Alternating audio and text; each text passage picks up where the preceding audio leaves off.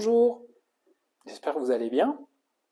Alors, petite vidéo aujourd'hui sur un sujet un petit peu atypique, mais qui revient parfois dans des conversations, quand j'explique un petit peu mon cheminement, et comme beaucoup, j'ai pas mal baroudé, j'ai essayé pas mal de trucs, et quand je mentionne une expérience que j'ai faite, à maintes reprises, là, beaucoup de gens me posent beaucoup de questions à ce niveau-là, parce que c'est quelque chose qui devient assez à la mode, c'est l'ayahuasca.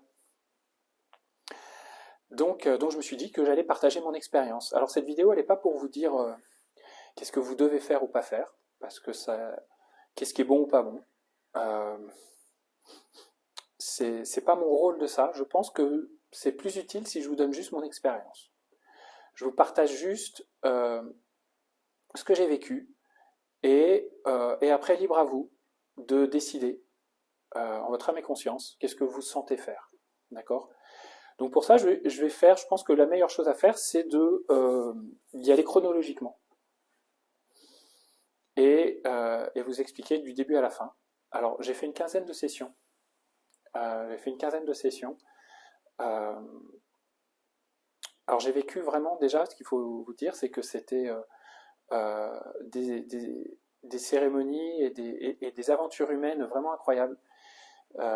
J'ai rencontré des gens vraiment géniaux pendant ces sessions, avec des expériences des cérémonies très touchantes, vraiment inoubliables, qui m'ont vraiment marqué en termes de la cérémonie en elle-même, au-delà de la plante et au-delà de ce qui se passe.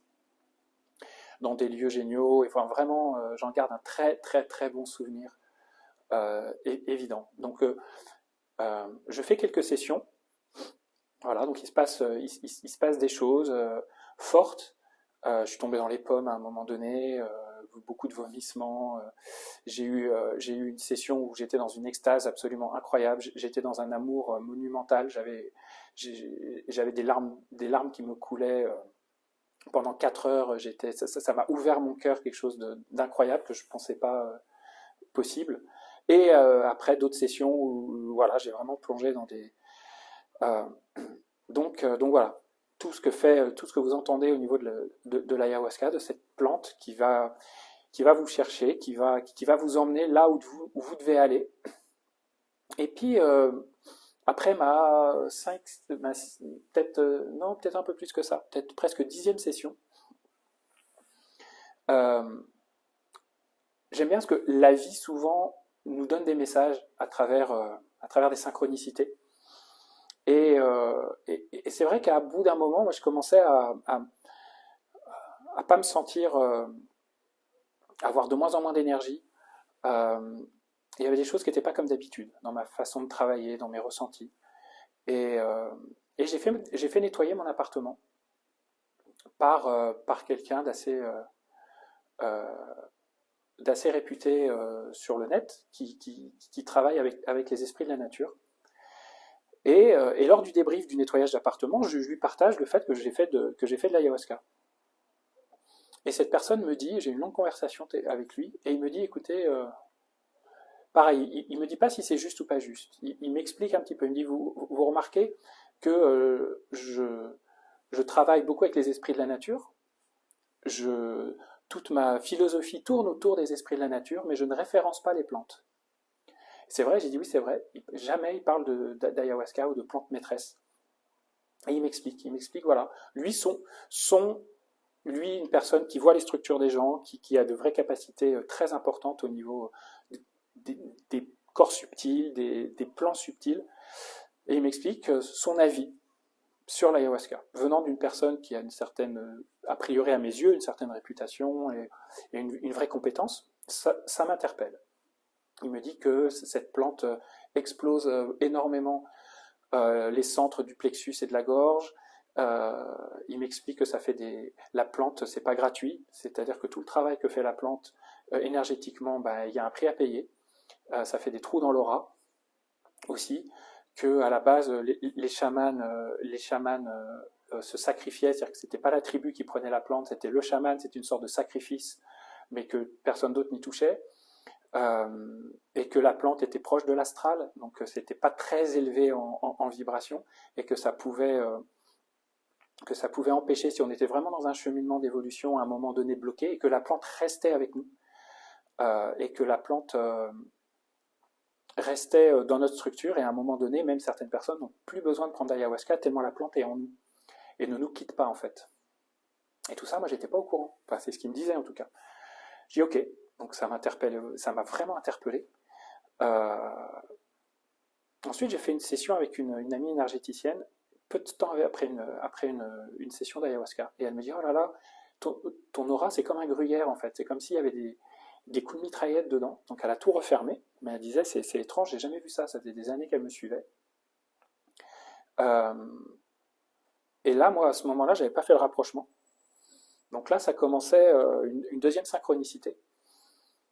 Et puis, quelques mois après, je me retrouve en vacances avec des amis d'amis. Et là, je rencontre une personne et je lui dis que j'ai fait des sessions d'ayahuasca. Elle lui dit, ah, moi aussi, je suis allé au Pérou, j'ai fait 2 sessions. Et il m'explique, il me dit, par contre, un truc incroyable, quand je suis revenu, avec ma compagne, on est allé... j'ai amené ma compagne voir un magnétiseur. Et le magnétiseur qui a la capacité de voir les auras. Et il me disait, moi, quand je suis revenu du Pérou, j'ai fait mes sessions d'ayahuasca, j'étais super bien, je croyais que j'avais besoin de rien, je sortais d'un truc.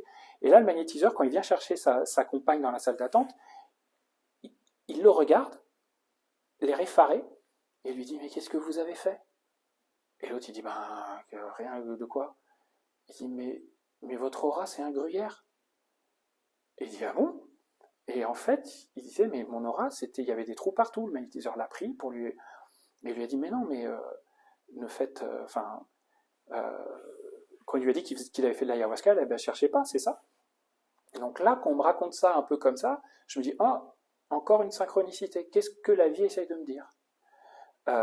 Et il n'y a pas très très très longtemps, je fais une séance avec un énergéticien, et on parle de plantes maîtresses, et il me dit, bah moi, de toute façon, l'ayahuasca, je vois tout de suite quand les gens en font. Elle dit, bon, pourquoi? Il me dit, parce qu'en fait, leur aura, elle est toute verte. Et parfois, je vois la plante qui est dedans, et qui se nourrit de leur corps énergétique, en fait. Je dis, ok. Donc là, je commence à reprendre, à recoller les morceaux, et je dis, ça fait quand même beaucoup de synchronicité. Mon énergie qui est un peu basse, et là, je vais voir une amie chamane, je l'ai au téléphone, et elle me dit, écoute, ton énergie, elle n'est pas comme d'habitude, ça faisait un moment qu'on ne s'était pas parlé, et elle me dit, je te reconnais plus, tu es vraiment très très différent. Elle se cale sur moi, je lui dis ce que j'ai fait, elle me dit, oh là là, il faut absolument qu'on se voit, parce qu'il y a beaucoup de choses à remettre en place. Et en fait, j'ai fait 3-4 sessions très rapprochées avec elle, et elle m'a littéralement sorti la plante de ma structure, et elle m'a remis à l'endroit, et je me suis senti beaucoup mieux après. Alors, voilà mon expérience. Ça vaut ce que ça vaut. Je pense que c'est bien. J'aurais aimé qu'on me partage ça, moi, avant que j'en fasse. Euh, évidemment, je dis pas qu'il y a peut-être des gens vivraient des choses complètement différentes de moi. Probablement. Donc, voilà mon expérience avec l'ayahuasca. Je pense qu'il y a ce qui se passe pendant les sessions, et il y a aussi les conséquences après. Je pense que c'est important de voir ça. Moi, personnellement, je veux évoluer, je fais énormément de choses pour évoluer, pour grandir, pour grandir au niveau de mes capacités d'énergéticien, mais grandir aussi en termes de libération intérieure. J'ai voyagé dans le monde entier, je suis allé au Brésil, aux Philippines, j'ai fait ayahuasca, j'ai pas fait que ça, j'ai fait du San Pedro, j'ai fait énormément de choses. Mais personnellement, j'aurais aimé que des gens me disent, attention, oui, ça apporte ça, mais il y a ça aussi comme conséquence. Et après, à moi de décider comment je le sens. Est-ce que j'ai un appel ou pas d'y aller? Est-ce que malgré ça, je veux y aller ou pas? Parce qu'il y a des gens, ils doivent se libérer à travers ça. Et c'est très bien pour eux. Et voilà. Mais je pense que c'est important, parce que je fais cette vidéo parce qu'énormément de gens me demandent de raconter et me disent alors qu'est-ce que vous en pensez? Donc voilà, donc je partage mon expérience. Les personnes avec qui j'ai fait ça sont des personnes extraordinaires, et j'ai vraiment vécu des expériences et j'ai vraiment des mémoires inoubliables lors de ces cérémonies. Ça, c'est indéniable. Mais personnellement, je n'en referai plus. suite à ce que je viens de vous partager. Après, c'est vraiment très très important que vous suiviez votre libre arbitre et que vous écoutiez votre instinct. Voilà, je pense que tout ce qui peut être libéré lors de ces sessions peut être libéré autrement.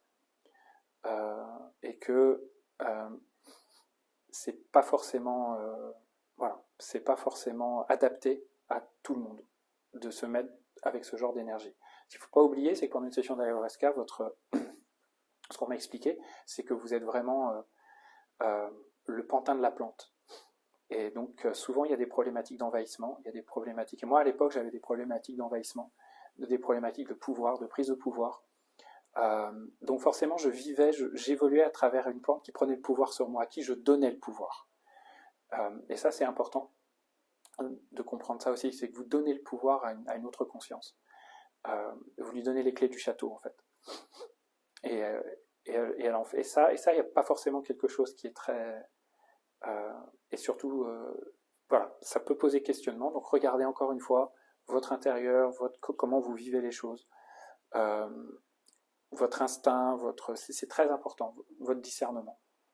Moi, je vous donne une information qui vaut ce qu'elle vaut, qui est mon expérience, qui est aussi ce que j'en ai compris. Maintenant, je ne dis pas que c'est la vérité, voilà, il y a des gens qui ont peut-être transformé leur vie avec l'ayahuasca, et ça, je n'en doute pas. Mais voilà, je pense que c'était important pour certaines personnes qui me demandent, et ben, peut-être que ça en aidera certains.